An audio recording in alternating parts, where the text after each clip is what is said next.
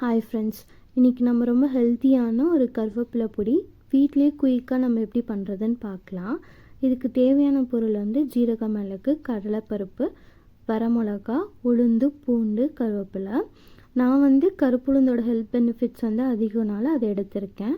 உங்களுக்கு அது கிடைக்கல அப்படின்னா நீங்கள் நார்மலான உளுந்தே வந்து ஆட் பண்ணிக்கோங்க. ஸோ இப்போ இதெல்லாம் வந்து நம்ம ட்ரை ரோஸ்ட் பண்ணோம்.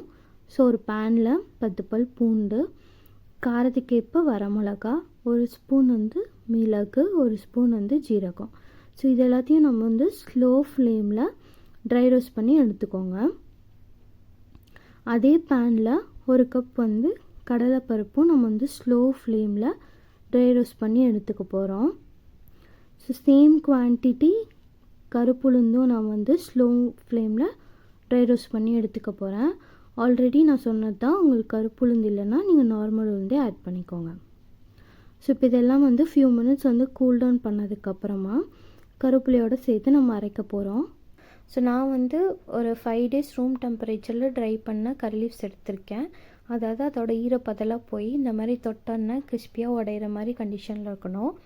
சப்போஸ் உங்களுக்கு வந்து ட்ரை பண்ணுறதுக்கு டைம் இல்லை அப்படின்னா நார்மலான கரி லீவ்ஸே நீங்கள் வந்து இந்த மாதிரி ஒரு பேனில் போட்டு ஃபியூ மினிட்ஸ் சாட்டே பண்ணிங்க அப்படின்னா அது ட்ரை ஆயிரும்.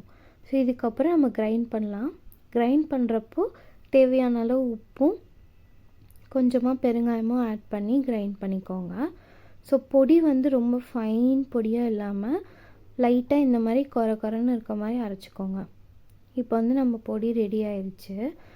ஸோ இதை வந்து சுட சுட ஒயிட் ரைஸில் நல்லெண்ணெய் ஊற்றி சாப்பிட்றப்போ இல்லை இட்லி கூட சாப்பிட்றப்போ ரொம்ப டேஸ்டியாகவும் இருக்கும். அதே மாதிரி ஹெல்த் பெனிஃபிட்ஸும் ரொம்ப அதிகம். ஸோ நான் அந்த பொடி வச்சு உங்களுக்கு குயிக் அண்ட் சிம்பிளான ஒரு வந்து ரெசிபி வந்து பண்ணி காட்டுறேன்.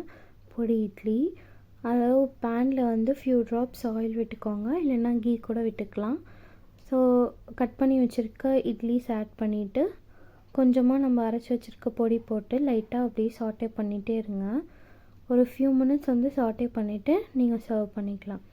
ஸோ இது வந்து கரி லீஃப் பிடிக்காதவங்க, ஹேர் ஃபால் ரொம்ப அதிகமாக இருக்கவங்க அவங்கெல்லாம் வந்து டெய்லி ஒரு ஸ்பூன் வந்து ஏதோ ஒரு ஃபுட்டில், நம்ம டெய்லி சாப்பிட்ற ஃபுட்டில் வந்து ஒரு ஸ்பூன் வந்து ஆட் பண்ணி நம்ம வந்து எடுத்துக்கிட்டு வரப்போ ஹேர் ஃபால் ரெடியூஸ் ஆகும். கருவேப்பிலையில் இருக்க மற்ற ஹெல்த் பெனிஃபிட்ஸ் நமக்கு கிடைக்கும்.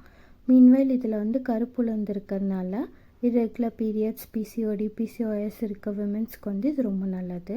ஆனால் அதே மாதிரி கேர்ள் கிட்ஸ்க்கு வந்து இது ரொம்ப நல்லது. ஸோ கருப்புளுந்தில் நிறைய பெனிஃபிட்ஸ் இருக்குது. நீங்கள் இதை சாப்பிடுங்கன்னு குழந்தைங்க கிட்ட சொன்னால் கண்டிப்பாக சாப்பிட மாட்டாங்க. ஸோ இந்த மாதிரி டிஃப்ரெண்ட்டான ரெசிபீஸில் நம்ம ட்ரை பண்ணி கொடுக்குறப்ப அவங்களுக்கே தெரியாமல் அதை சாப்பிட்ருவாங்க.